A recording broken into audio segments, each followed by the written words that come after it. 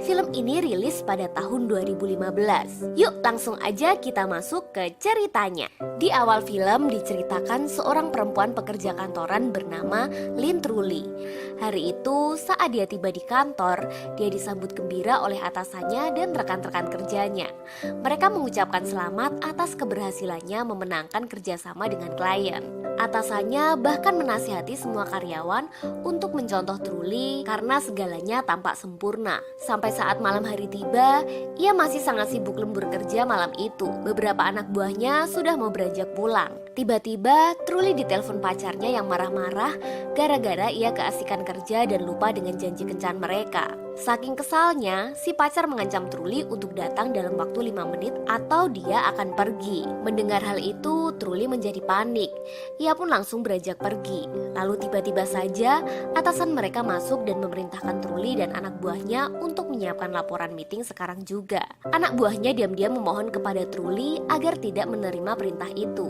Ia pun bingung karena harus pergi sekarang. Tapi satu tatapan dingin dari si atasan langsung membuat Truly menerima perintah itu dengan patuh.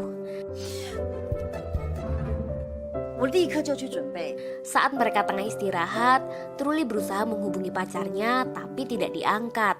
Ia lalu pergi ke minimarket untuk membeli beberapa makanan saat itu. Tiba-tiba saja dia melihat ketiga anak buahnya masuk sambil menggerutu dan mengeluhkannya. Ia kemudian cepat-cepat bersembunyi di balik rak dan sedih saat mendengar mereka semua mengeluhkan tentang dirinya.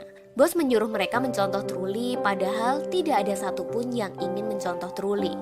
Mereka tidak mau jadi orang yang menyedihkan seperti mendedikasikan hidupnya untuk kerja lembur, padahal gaji yang didapatkannya sangat sedikit. Truly memperlakukan perusahaan bagai keluarga sendiri, padahal perusahaan memperlakukannya bagai sapi perah. Walaupun hidupnya tampak sempurna, akan tetapi Truly menyadari bahwa sebenarnya pekerjaan yang dilakoninya itu tidak terlalu menyenangkan. Ia melihat bayangan dirinya di cermin dan mengatakan, "Kurasa jika aku bertemu wanita ini saat aku berusia 18 tahun, aku pasti akan seperti mereka." Lalu menertawakannya tanpa ampun. Saat dia pulang, dia mengeluarkan sebuah kotak tempat dia menyimpan barang-barang kenangan masa remajanya dulu. Ia membuka sebuah buku diari lama yang penuh dengan foto-foto artis idolanya, yaitu Andy Lau. Tertulis dalam diari itu bahwa impian hidupnya yang sebenarnya adalah menyaksikan konsernya Andy Lau. Dalam diari itu tertulis pula sebuah kalimat orang yang kusukai adalah... Entah siapa orang yang disukainya karena jawabannya itu ditutupi dengan stiker. Ia berkaca-kaca membaca diari itu sambil mendengarkan siaran radio. Penyiar radio bertanya pada para pendengarnya, apakah kita menyukai diri kita yang sekarang? Memang saat kita tumbuh, biasanya kita cenderung harus bisa berkompromi demi bertahan hidup dan berubah menjadi seseorang yang berbeda dari diri kita yang sebenarnya. Penyiar radio itu lalu memutarkan lagu lawas Andy Lau. Kemudian lagu tersebut membawa kita kembali ke masa 18 tahun silam saat ia masih SMA. Lynn Truly merupakan seorang pelajar SMA yang penampilannya biasa-biasa saja. Saking biasanya, tidak ada satupun cowok yang mau meliriknya. Dia bertetangga dan sekelas dengan seorang gadis paling cantik dan paling populer di sekolah yang bernama Tao Min Min. Dia bercerita bagaimana dulu kesulitan terbesar dalam membuat keputusan adalah apa yang harus dia makan di kantin. Saking sulitnya mau mikir makan apa, dia sampai membuat antrian panjang bagi teman-temannya dan ibu kantin sering menggerutu kesal menunggunya. Saat ujian, dia sering berbohong bilang tidak belajar sebelumnya, hanya supaya dia tidak dicontek. Jika tempat jalan-jalan favorit anak zaman sekarang adalah di mall, sedangkan zaman dulu tempat jalan-jalan favorit mereka adalah toko buku, yang bukan cuma menjual buku, tapi segala macam aksesoris artis-artis idola mereka. Truly telah lama ngefans dengan Andy Lau, bahkan dinding kamarnya penuh dengan tempelan foto-foto Andy Lau. Sama seperti kebanyakan fans, impian terbesarnya adalah bertemu dengan sang idola. Kerjaannya di kelas bukannya belajar, malah nulis surat untuk Andy Lau. Walaupun dia tahu kalau surat itu tidak akan pernah dibalas. Oh iya, dia punya seorang teman gendut yang ngefans berat dengan Aaron Kwok dan dia klaim sebagai suaminya. Teman akrabnya yang kedua adalah Hemei, seorang gadis yang sangat periang, atau bisa dibilang terlampau periang karena kesukaannya adalah menjahili teman-teman perempuannya itu. Dalam kehidupan setiap gadis remaja, pastinya selalu ada cowok idaman. Di sekolah itu, ada seorang siswa ganteng yang banyak disukai oleh para siswi. termasuk Truly. Siswa ganteng itu bernama Ouyang Feifan yang merupakan seorang atlet basket di sekolah. Bukan cuma ganteng, tapi juga ramah dan pintar. Kadang ia melihat Min sering mendapatkan surat cinta. Hari itu saat dia merogoh ke dalam laci mejanya, dia terkejut ketika mendapati sebuah surat yang ditunjukkan kepadanya. Dengan hati berbunga-bunga, Truly pun membuka suratnya. Tapi malah mendapati surat itu ternyata surat kutukan berantai yang menyuruhnya untuk menyebarkan surat itu ke 5 orang temannya. Ketakutan setengah mati, ia mempercayai surat kutukan berantai itu dan memutuskan untuk menyebarkan surat itu ke 5 orang pilihannya. Dan yang pertama adalah guru matematikanya yang terkenal sangat kejam. Yang kedua adalah Tao Min, bukan saja karena Min cantik, tetapi juga karena cemburu akan kedekatan Min dengan Ouyang. Suatu hari Chen Xin hendak membuang sampah.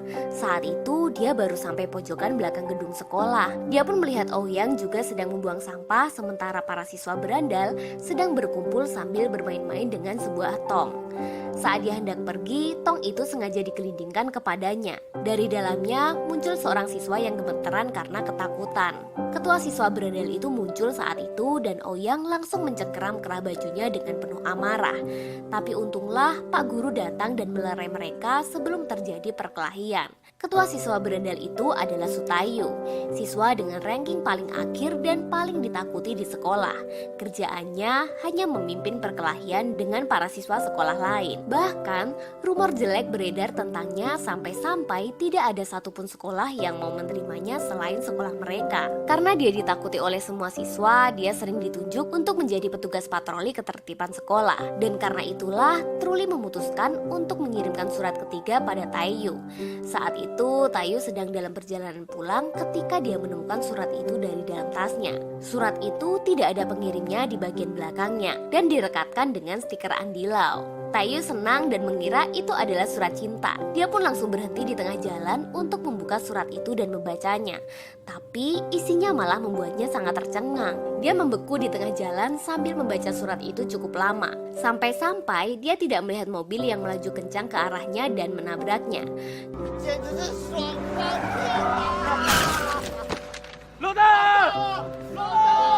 Gara-gara kecelakaan itu, Taiyu pun luka berat.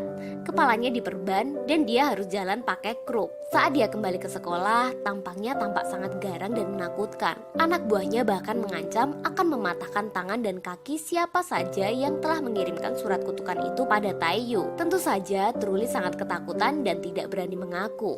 Suatu hari, Truly dan murid-murid yang lain sedang berkumpul di lapangan. Sementara anak buahnya Taiyu yang saat itu bertugas sebagai patroli sekolah sedang sibuk melakukan penggeledahan di semua kelas. Saat mereka tiba di kelasnya dan memeriksa meja Truly, mereka melihat stiker Andilau yang sama persis dengan stiker yang digunakan untuk merekatkan surat kutukan Taiyu. Dan di dalam laci meja, mereka menemukan 2 surat yang sama persis dengan surat yang ditujukan pada Taiyu. Begitu sekolah usai, Truly pun langsung digiring ke sebuah rental film di mana Taiyu sudah menunggunya di salah satu ruangan dengan senyum mengerikan. Ia merasa ketakutan dan berusaha melarikan diri, tapi anak buahnya Taiyu mengunci pintunya dari luar. Akhirnya Truly hanya bisa merapat ke tembok sambil gemetaran ketakutan.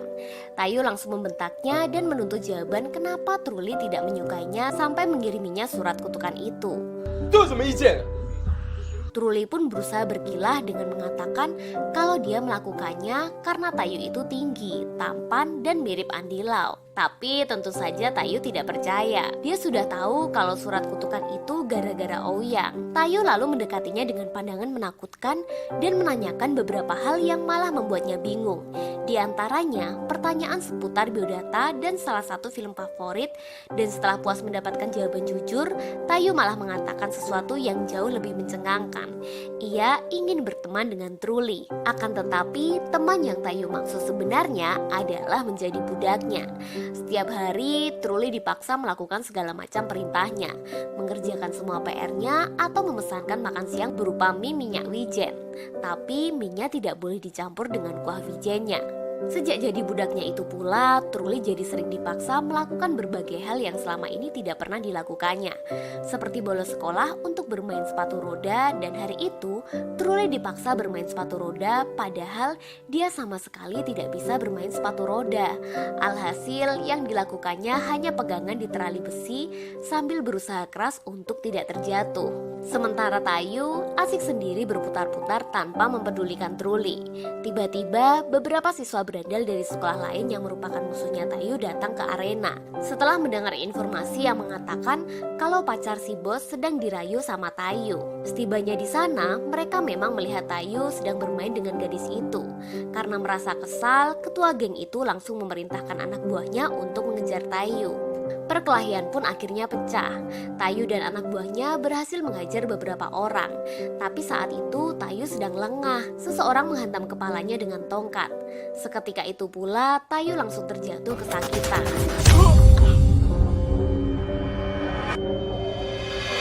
Truli yang sedari tadi hanya meringkuk ketakutan di balik tembok, melihat tongkatnya terjatuh di dekatnya, dia memberanikan diri untuk mengambil tongkat itu dan melemparkannya ke Tayu. Begitu kepalanya sudah cukup pulih, Tayu mengambil tongkatnya dan langsung beraksi menghajar semua musuhnya. Bahkan menghantam kepala si bos dengan sangat keras ke tembok sampai si bos mimisan.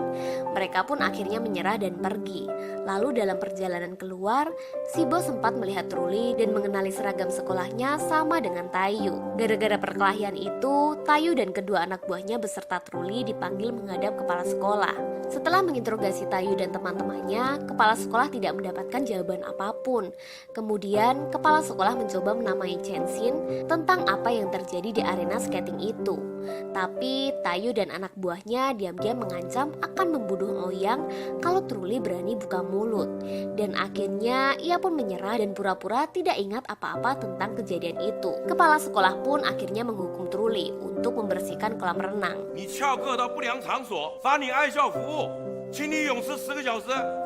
Setelah selesai menerima hukuman itu, tak sengaja ia berpapasan dengan Ouyang. Truli langsung menyembunyikan wajahnya, tapi yang tidak disangkanya, Ouyang malah memanggilnya dan mengajaknya bermain sepatu roda bersama lain kali. Tentu saja Truli langsung bersorak kegirangan.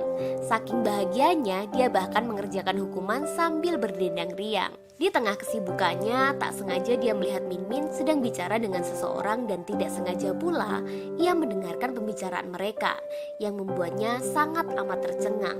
Min Min ternyata punya hubungan spesial dengan seseorang dan mereka merahasiakannya dari para guru. Orang itu ternyata adalah Ouyang, dan yang lebih mencengangkan, Ouyang berkata kepada Min Min bahwa dia akan bertanggung jawab karena dia adalah papanya. Dia melihat Ouyang dan Mimin berjalan ke arahnya. Truli pun langsung panik dan mencari tempat sembunyi. Saat Ouyang keluar, dia melihat tongkat jala tergeletak di pinggir kolam. Ouyang pun langsung tahu pasti ada seseorang yang barusan ada di sana. Tapi anehnya, mereka tidak melihat ada seseorang pun. Mereka pun akhirnya pergi. Ternyata dia bersembunyi di dalam kolam. Dia merasa sedih setelah mengetahui hubungan Ouyang dan Min Min. Truli pun langsung menenggelamkan dirinya makin dalam. Dia terdiam cukup lama, tiba-tiba seseorang muncul dan mengangkatnya ke permukaan kolam. Ternyata dia adalah Tayu. Anehnya, setelah Chensin selamat dari air, Tayu malah gemetaran hebat dan menangis, lalu mulai memarahi Truli dengan mengatakan, "Kau menenggelamkan dirimu hanya karena orang menjijikan itu." Mendengar perkataan Tayu itu, ia hanya bisa terdiam dan bingung sendiri. Sama sekali tidak mengerti kenapa Tayu menangis. Setelah kejadian itu, mereka naik ke atap gedung dan mengeringkan diri di lapangan. Truli melihat Tayu sedang mengeringkan sebuah surat cinta yang dia tujukan kepada Min Min. Karena penasaran, Truli membaca surat itu yang ternyata isinya cheesy abis, sampai membuat Truli bergidik membacanya. Apalagi surat itu diakhiri dengan mengambil lirik lagu. Tayu tersinggung dan marah besar, sampai-sampai dia langsung meremukan kaleng birnya dengan penuh amarah. Tapi saat Truli menyebutkan bahwa sekarang mereka berdua sama-sama orang yang tercampakkan, dan Tayu tiba-tiba punya sebuah ide licik, yaitu mengajak Truli bekerja sama untuk memisahkan Ouyang dan Min Min. Di hari selanjutnya, mereka mulai membututi Ouyang dan mengikuti tujuannya. Mereka pun terlihat mengendap-endap mengikutinya. Setelah itu, Ouyang nampak tampak memasuki sebuah gudang penyimpanan dan di sana sudah ada Min yang sedang memberikan susu kepada seekor anjing. Keduanya ternyata hanya salah paham dan Truli mencoba menenangkan Tayu dengan pujian. Tentu saja hal itu membuat Tayu besar kepala.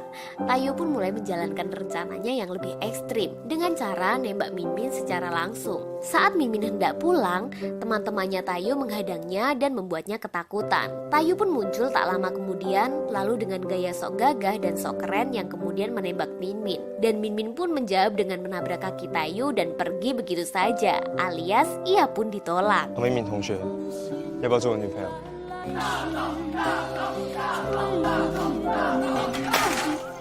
Semua anak buahnya Tayu langsung melongo. Tayu langsung memperingatkan anak buahnya untuk tidak sampai membocorkan masalah barusan pada orang lain. Tapi salah satu anak buahnya malah teriak-teriak mengumumkan pada semua orang untuk tidak ngasih tahu siapapun kalau bos mereka barusan ditolak. Truli yang melihat dari kejauhan kemudian menghampiri Tayu dan menyarankan agar Tayu menyerah saja. Tidak mungkin Min bakalan tertarik kepadanya.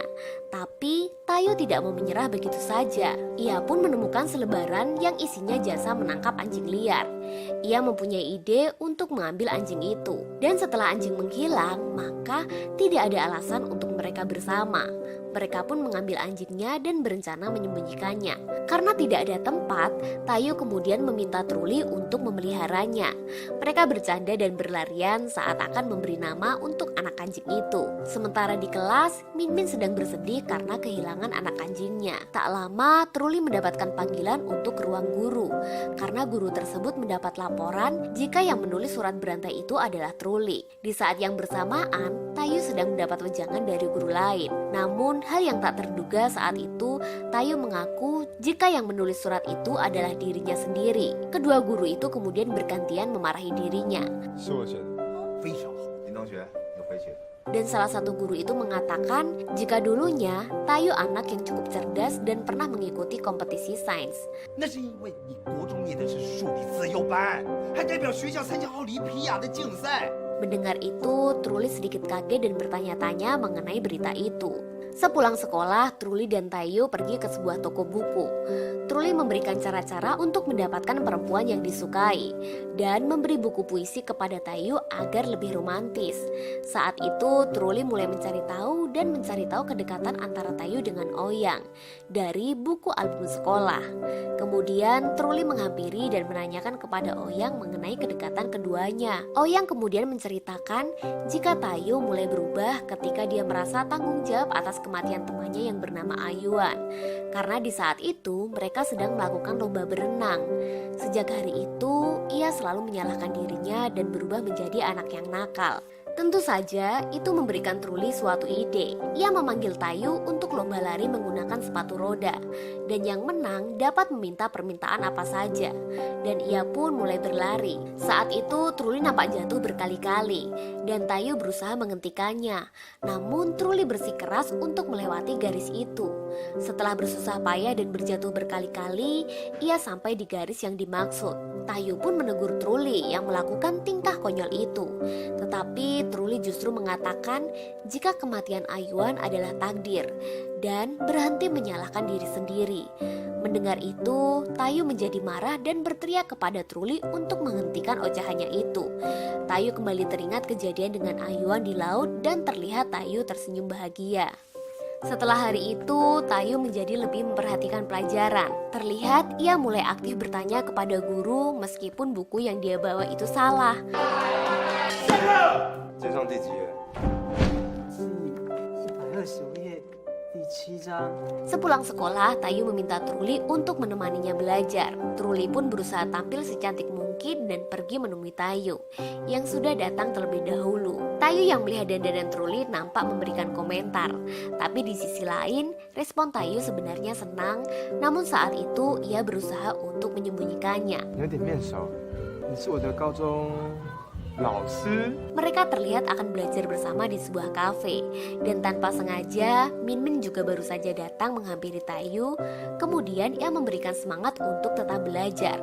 Hari-hari selanjutnya, nampak Tayu semakin giat belajar karena ingin mendapatkan peringkat 10 besar. Sepulang sekolah, mereka mampir ke toko buku dan terlihat ada stand banner Andy Lau. Tiba-tiba saja Truly berlari dan memeluk banner itu sembari mengatakan kalau itu suamiku. Namun saat itu Tayu mengatakan suatu saat akan meminta Andy Lau bernyanyi untuknya. 以后我叫刘德华唱给你听。 Sejak hari itu mereka semakin dekat dan selalu belajar bersama. Dan terlihat Truly begitu serius belajar. Tayu pun memberikan hadiah gantungan kunci dengan bentuk Andy Lau. Tentu saja Truly merasa sangat senang. Suatu ketika ia membeli majalah fashion dan sangat menyukai model perempuan di cover majalah itu. Setibanya di rumah, ia bertemu dengan teman kakaknya yang ternyata ia adalah model di majalah yang dia beli. Truly pun akhirnya di makeover oleh model itu dan hasilnya sangat memuaskan. Terlebih saat ia berangkat ke sekolah, ia menjadi pusat perhatian laki-laki di kantin. Bahkan Ouyang sendiri terpesona melihat perubahan yang terjadi di diri Truly. Sebenarnya Tayu yang saat itu sedang makan pun mulai merasa suka. Namun ia berusaha untuk tetap tenang dan membantu Truly mendapatkan Ouyang. Tayu pun akhirnya mendapatkan peringkat 10 untuk semua kelas 3. Namun saat itu telah terjadi pergantian kepala sekolah yang ternyata ia mencurigai Tayu berbuat curang selama ujian. Bahkan kepala sekolah baru itu mengatakan jika Tayu tidak pantas mendapatkan pendidikan sama sekali. Dan ternyata kepala sekolah itu berniat mempermalukan Tayu di depan kelas dengan mengatakan bahwa ia curang selama ujian dan memintanya untuk lari keliling lapangan 50 putaran. Melihat temannya diperlakukan tidak adil oleh kepala sekolah itu, Truly mencoba memberanikan diri untuk berbicara dengan kepala sekolah. Namun justru hukumannya ditambah dengan 1 minggu skors. 徐太同学真的没有作弊，我可以作证。告诉他，今天要是没跑完，我一定记他一支大过，外加禁学1个礼拜。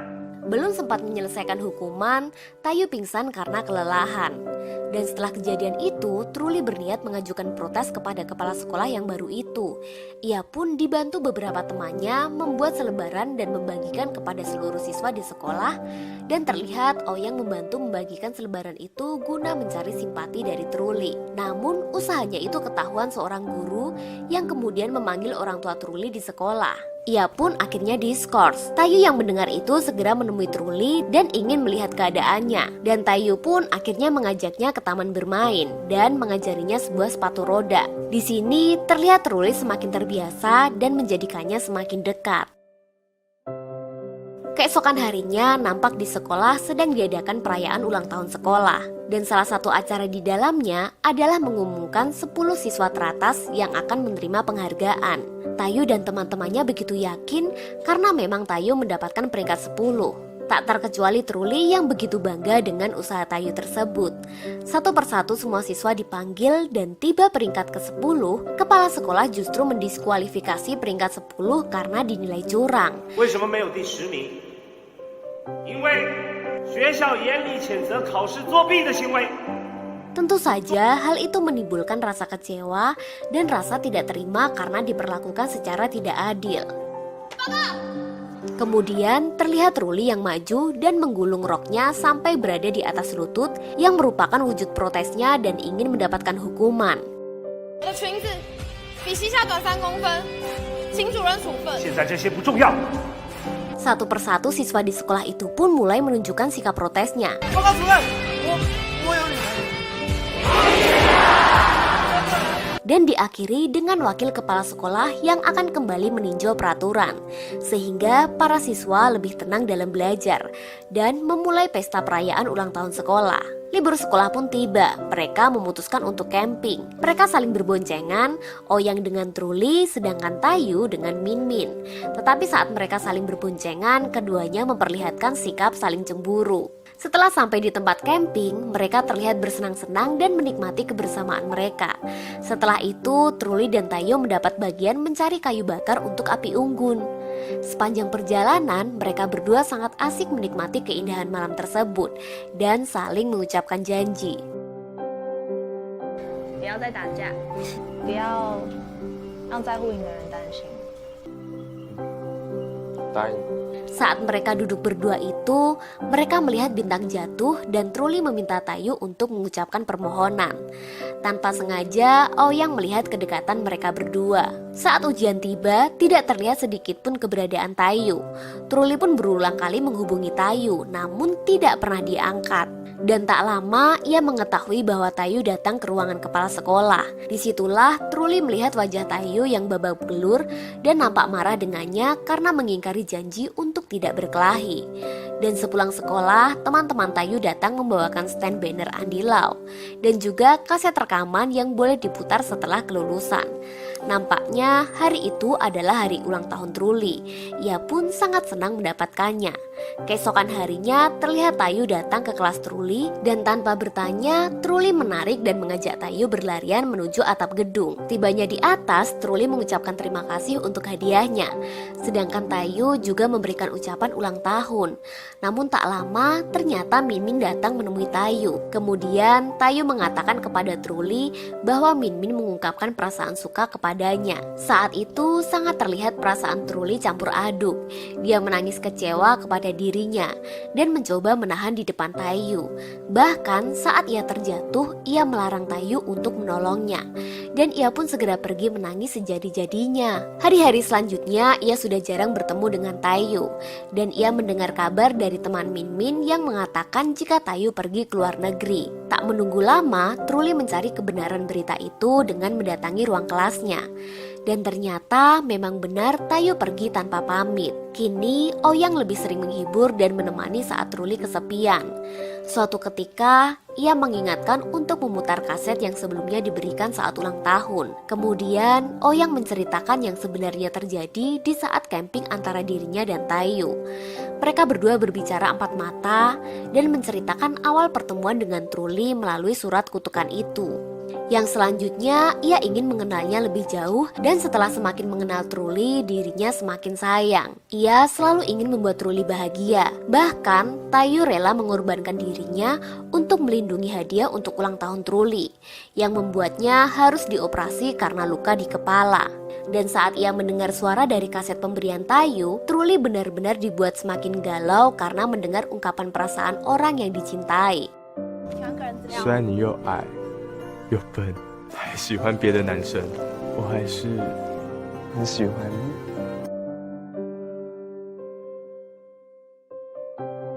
Kita pun diajak ke masa sekarang. Di kehidupannya yang sekarang, Truly sudah mengambil keputusan untuk keluar dari pekerjaannya dan akan menikmati hidup, bahkan dia memutuskan pacarnya yang selalu bergantung kepadanya. Ia ingin lebih fokus kepada kebahagiaan hidupnya saat ini.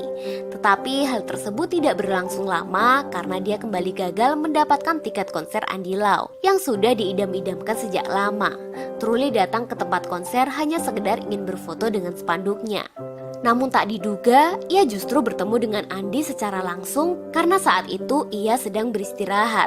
Tetapi karena gengsi, ia justru mengatakan jika ia tidak ngefans dengan dirinya. 我一点都不喜欢你，我更不是你的粉丝。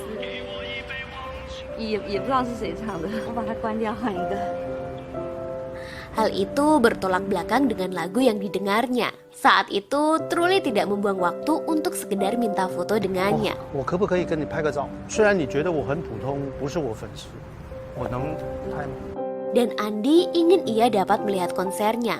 Tetapi Truly mengatakan jika dia tidak mempunyai tiket masuk. Andy pun memberikan nomor stafnya yang dapat membantu untuk masuk ke konser. Truly merasa sangat senang dengan ajakan itu. Sesaat konser itu akan dimulai, Truly mencoba telepon staf itu dan tak lama 麻酱面、麻酱跟面还是分开放吗？ ternyata staf itu adalah Taeyu yang menepati janjinya untuk membuat Andy bernyanyi untuknya. Pertemuan itu membuatnya menangis terharu. Dan ternyata tema konser tersebut terinspirasi oleh Truly itu sendiri, yaitu Truly Love You. Dan film pun tamat.